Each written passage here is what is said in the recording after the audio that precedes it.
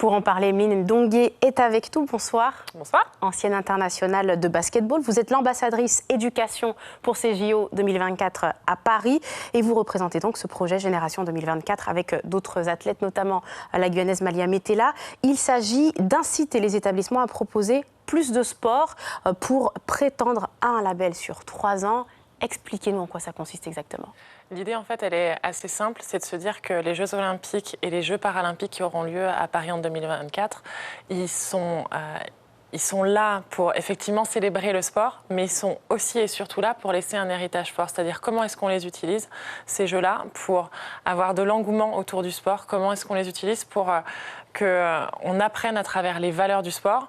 Et tout ça, on peut le faire dès le plus jeune âge, à l'école, donc avec le ministère de l'Éducation nationale et le ministère des Sports forcément. Et donc cette idée du label, c'est vraiment un rapprochement entre le monde de l'éducation nationale, le monde du sport, pour que les associations, pour que les professeurs, pour que les enfants se retrouvent et qu'on puisse proposer plus de sport, qu'on puisse grandir à travers les valeurs du sport. Ça nous a plutôt bien réussi en tant qu'athlètes, donc voilà.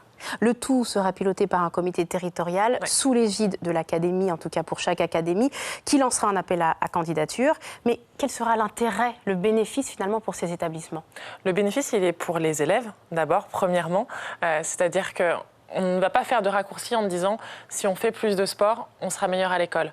En revanche, si on fait un peu plus de sport, on est un peu mieux avec son corps. Il y a un peu plus de bien-être. Et donc, ça permet d'être dans de meilleures conditions pour ensuite réussir à l'école. Ça, c'est le premier point. Ensuite, c'est tout simplement de se dire que les élèves qui sont déjà en réussite sportive, qui sont en réussite scolaire aussi, c'est comment est-ce qu'on les aide pour être encore meilleurs sportivement. Justement, on pose beaucoup de questions. Comment est-ce qu'on les aide? Comment on va les aider? Qu'est-ce qui va se passer concrètement? Est-ce qu'on va former du monde pour permettre aux enfants de faire plus de sport? Est-ce qu'il y aura des équipes qui seront mises en place? Alors, il y aura des classes à horaires aménagés qui pourront être mises en place. Ça dépend du rectorat, de sa volonté d'ouvrir ces classes-là. Et je pense que c'est plutôt positif. Et puis ensuite, effectivement, c'est la volonté de tout un chacun. C'est comment est-ce qu'on organise autour de la commune, autour du département, donc de l'école, le collège, le lycée, donc la région. Comment est-ce qu'on fait pour construire tout ça ensemble, la collectivité? Comment est-ce qu'elle fait pour mettre le projet en place, emmener tout le monde?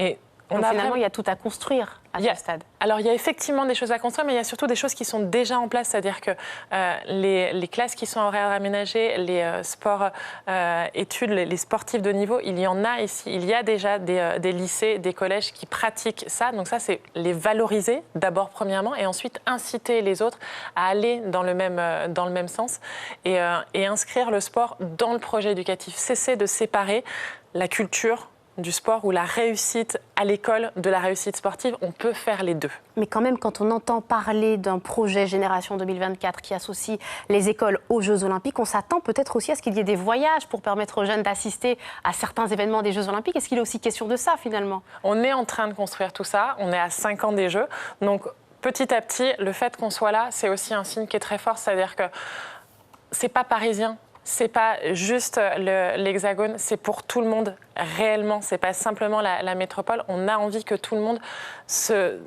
prenne ce sujet-là et qu'on grandisse ensemble, qu'on laisse vraiment quelque chose collectivement.